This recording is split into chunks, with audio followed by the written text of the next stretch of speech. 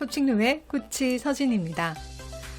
누구나 연애를 하다 보면 시간이 지나서 그 설레임이 익숙함이 또 편안함으로, 편안함이 지루함으로 서서히 바뀌게 되죠. 그래서 이 권태기라는 건 어느 커플에게나 또 남녀 상관없이 언제든지 또 올 수 있는 거라고 이야기를 하는데요. 그런데 문득 이 권태감을 느낄 때 헷갈리는 것이 있어요. 내가 진짜 권태기인 건가?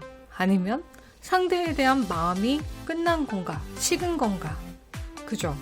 그래서 이 두 가지를 사실 되게 헷갈리고 혼란스러워하는 경우가 많아요. 그리고 내가 아니라 상대의 변화에도 되게 좀 같이 힘들어지는 경우가 바로 이 차인 것 같아요. 권태기라고 하면 뭔가 해볼 좀 여지가 있는데 마음이 완전히 상대가 식은 거면 내가 어떻게 해야 되지? 이런 답답함, 또 혼란스러움이 있잖아요. 네.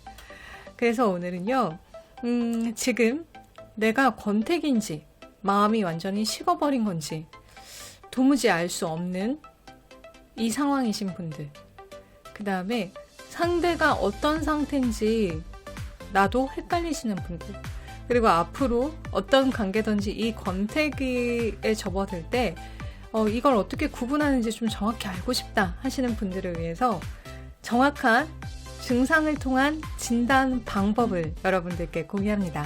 코칭룸의 연애에 필요한 심리학 연필심, 오늘은 권태기와 마음이 식는 것의 증상 진단 방법. 네.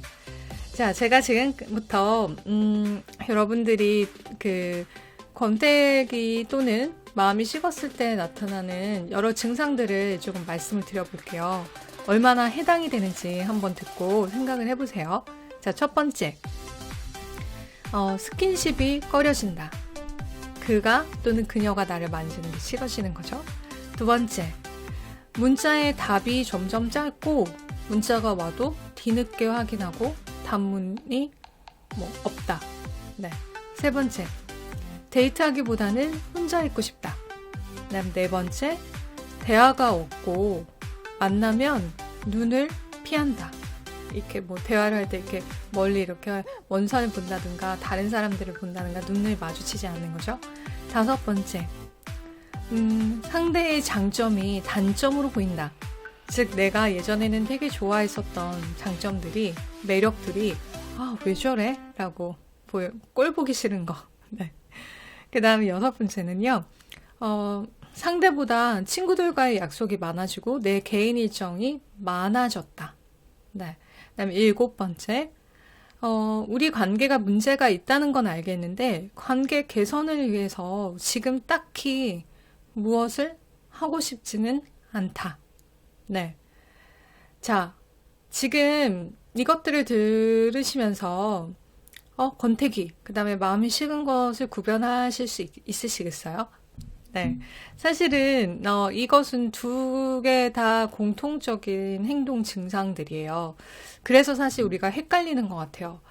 권태기와 마음이 식은 것, 마음이 끝난 것들에 나타나는 공통적인 행동 특성들을 제가 말씀드린 거고요. 그럼 지금부터는 여기에 더해서 권태기라고 할 때 나타나는 증상들을 여러분들께 말씀을 드려볼게요. 자, 첫 번째, 상대가 나의 눈치를 보는 것이 좀 미안하고 안타깝다. 두 번째, 당장 우리의 관계를 결정하지 않고 시간을 우선 보내고 싶다. 세 번째, 연애 초기가 그립다. 연애 초반에 그때 내가 되게 설레었는데, 우리 그때 진짜 좋았는데, 되게 뜨거웠었는데, 열정적이었었는데 막 이러면서 이전의 나의 모습과 우리의 모습, 그 초반에 되게 그리워하는 것들 말을 하고요. 그다음 네 번째, 앞으로 이 관계를 어떻게 해야 될지 친구들에게 고민도 털어놓고 상담도 하고 찾아보기도 하면서 우선 고민을 많이 하게 된다. 네. 자, 이것들에 해당이 되신다면 여러분들은 권태기 증상에 더 가깝습니다. 반면에 여러분들의 마음이 완전히 식은 것이다 라고 한다면요. 자, 첫 번째, 나의 일상을 특별히 공유하지 않고 점점 일상 공유의 필요성을 못 느낀다. 또 상대가 뭘 하는지도 상대의 일상이 전혀 궁금하지 않다. 두 번째, 상대에게 화가 나지 않는다. 그러니까 상대가 뭘 해도 기분이 나쁘거나 불쾌하거나 왜 저래 라는 게 아니라 그냥 아예 화도 나지 않는다.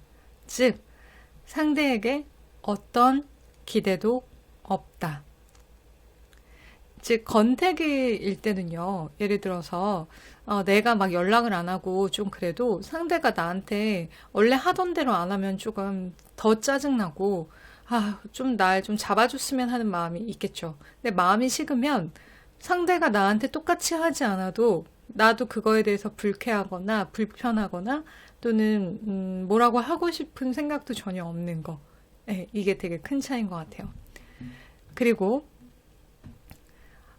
내 마음의 비 이렇게 변한 것에 대해서 상대한테 죄책감이나 미안함이 전혀 없다. 네. 그러니까 나의 어떤 이 변화가 감정의 동요가 더 이상 일어나지 않는 거죠. 네. 한마디로 진짜 이제 정이 떨어지면 여러분 알잖아요. 어떤 감정도 사실은 남아있지가 않잖아요. 애증도 사실은 증오, 그것도 사랑의 또 하나라고 얘기하는데 마음이 식어버리면 사실은 그 마음 다 안 되겠죠. 그 다음에 마지막으로 언제 이별을 말할 것인지, 언제 이 관계가 끝나야 하는지 고민하게 된다. 네. 마음이 식으면 무의미한 이 관계를 이제 잡고 있을 필요가 애초에 없겠죠. 그래서 어때요? 어떻게 끝내야 되지? 언제 끝내야 되지? 그리고 어떻게 말해야 되지? 이런 거를 고민하게 되겠죠. 안전이별은 뭐지? 이런 거요. 네. 자, 그래서 권태기와 그 다음에 마음에 식은 것의 가장 큰 차이점을 결국은 정리하면요. 권태기는 사실은 지금 당장은 지루하고 지겹고 좀 답답하고 짜증나더라도요. 이 관계에 대한 기대, 그리고 이 관계에 대한 의지가 아주 요만큼이라도 남아있는 거예요. 그래서 섣불리 뭔가를 결정하고 고민하거나 막 이렇게 그리고 나서 뭔가를 딱 해버리지 않은 거죠. 반면에 마음이 식고 끝나버렸다면 오히려 고민 자체가 없겠죠.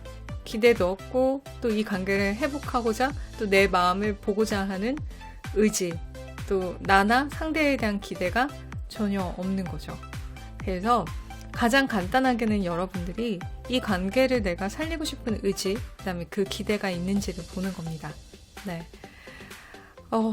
참 안타까운 일이기도 하지만 내 마음을 정확하게 아는 것도 되게 중요한 것 같아요. 그래서 권태기라고 한다고 하면 애인과 같이 이 권태기를 어떻게 좀 잘 넘겨서 그 다음 단계로 더 어떻게 편안하게 익숙하게 더 진하게 사랑할 수 있을지를 고민하는 시간이 될 수 있을 것 같고요.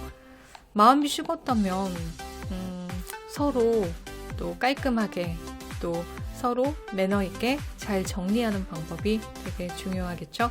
네.